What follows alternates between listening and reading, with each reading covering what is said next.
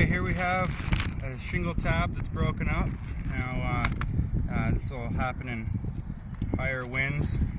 These 3-tab shingles, they're inexpensive, but they do have a lower wind resistance rating.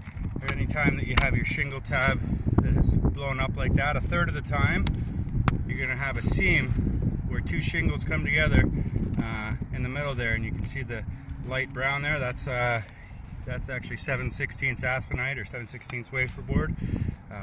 Common underlay or the roof deck generally is either 3/8 spruce, 1/2 inch spruce, or 7/16 wafer board. So here we go. We've got this shingle. We want to find out where the shingle ends. So we'll just pry that up with a pry bar, and slowly, because it's kind of cold out, we find that that's the end of the shingle right there. So what we're going to do is we're going to go along and pry the row up above so we can get that shingle out. So we're going to pry the shingle that's there, and then we start getting some nails out here. So you go in, I get under, pry up a little bit, push the shingle down, pop your nail out. The nails will generally be always in the same spot. There's a manufacturer's recommended method of installation.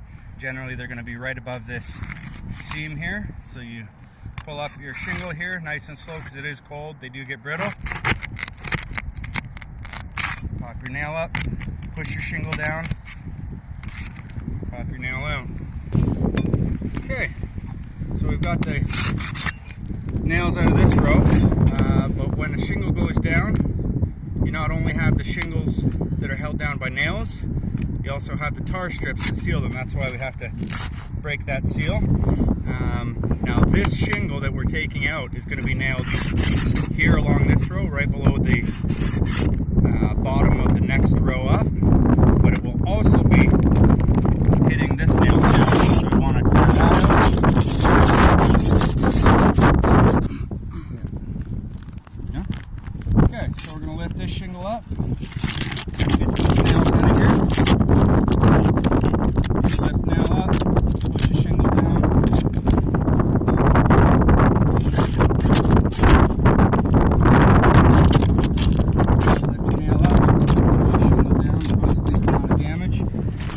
nailing those down after. Lift the tab up, pop your nails out.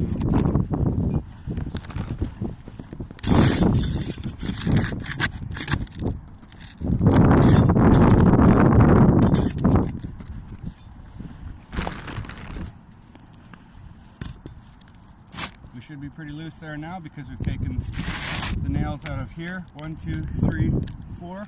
Generally a 3-tab shingle will have 4 nails in it. And then we also take the row out for the nails of the shingle above. And there we have our broken 3-tab shingle. Okay, this is the closest color match I can find here. You're going to have a slight discoloration between all the different shingle companies, all the different shingle manufacturers. So you can slide that in. It's easy. I'm going to line up here at the base of your tabs. You want to have this one equivalent to this one. Base of your tab. That one equivalent to that one. So keep that in place. I'm using a roofer's hatchet, an 1.25 roofing nail, 1.25 long, big wide head on top. So you're going to slightly lift that up a little bit. You're going to tap your nails in.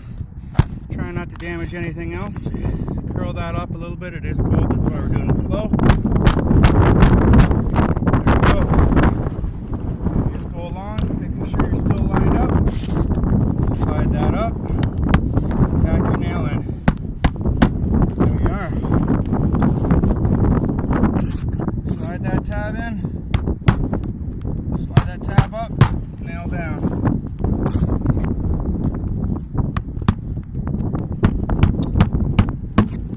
There we are. Then, since we did that second row, we took the nails out so we could slide this shingle in. I'm going to have to put those nails back in. So,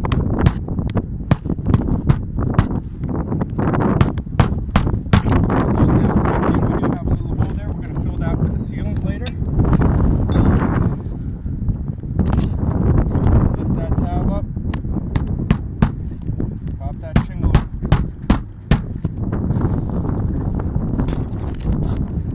Now here we have one shingle and the next shingle, so we're going to have two nails under that one tab. Pull it up slowly. You don't want to break or crack that one, because you'll be replacing more shingles. There. Now we've got all our nails in. Although this is up a little bit, we're going to put a sealant in and push that down. You can, if it's pretty cold, you can use a heat gun.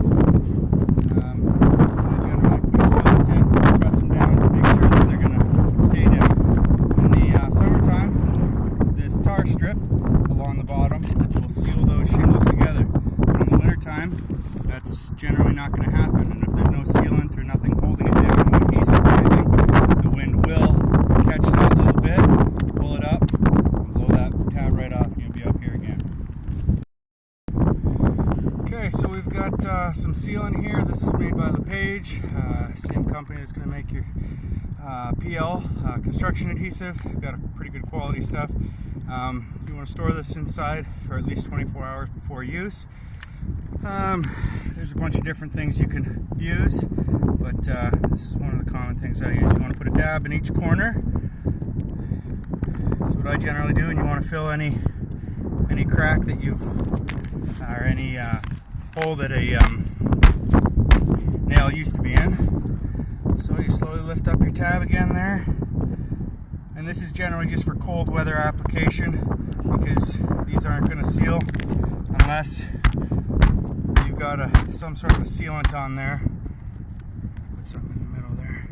Keep that guy down.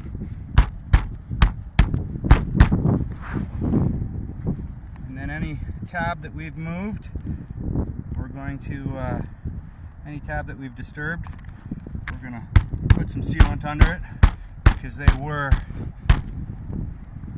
sealed by that little tar strip there.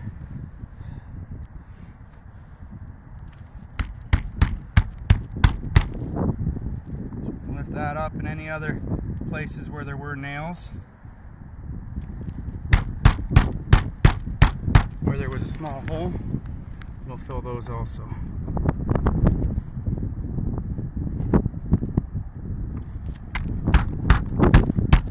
Just for aesthetics, you want to keep that above that line there, so you're not seeing all this sealant from the ground.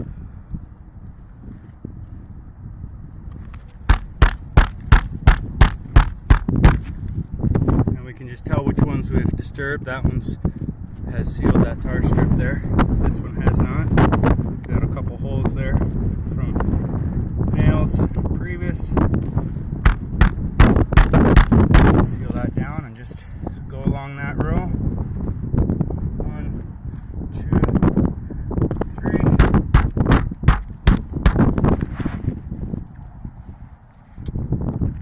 1, 2, 3.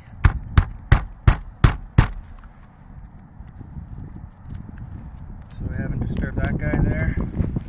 We have touched this corner though at some point. So seal that down again. A couple of those are loose. We can put a little sealant in there and hold that down for me. And there we have it. That's it. Good job.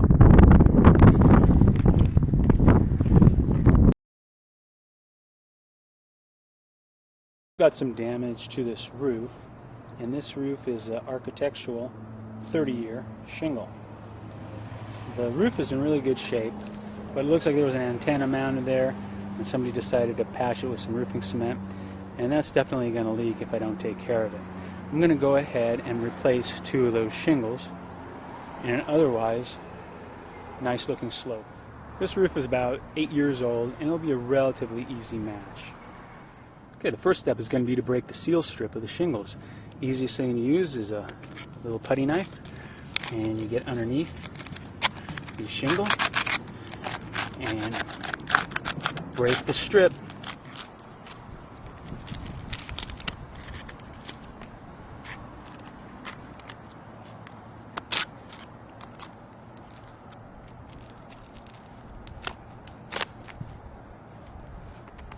Now what I have to do is pry up these 3 nails that are holding the shingle down.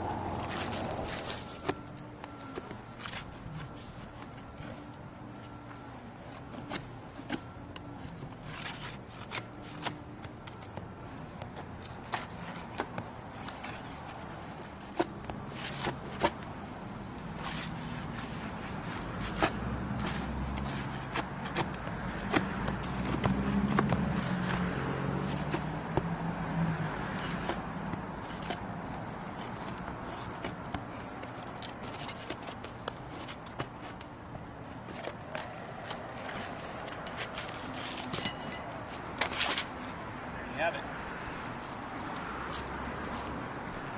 I'm going to go ahead and remove the second shingle in the same manner.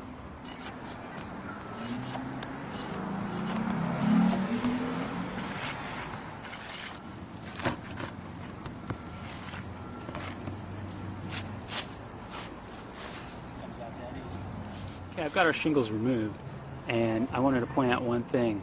You've got 2 sets of nails holding it down. You've got the bottom course, and then you've got the upper course. That's why you have to break apart 2 courses of shingles before you rip this out. I've already marked my shingle. Now I'm just going to use a scrap piece here as a straight edge and just cut it with a utility blade. A couple passes,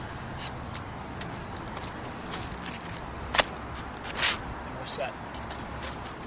Now I just set my shingle in place and nail it down.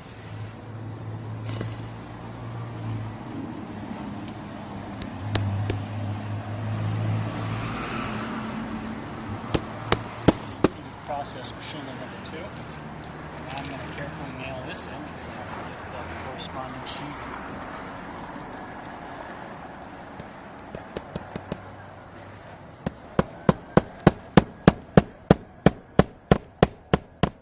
The only tricky part in this job is you have to lift up the shingle above it to put down these nails right here. So you just got to be very careful so you don't tear the shingle. Otherwise you'll be replacing another one. Here's an overview of our slope. Even though those shingles had a slight variation in shading, they blended quite nicely. This is a shingle that we took out. As you can see, it's got a pretty nice hole in it after all. So this eventually would have leaked, causing water damage to our interior.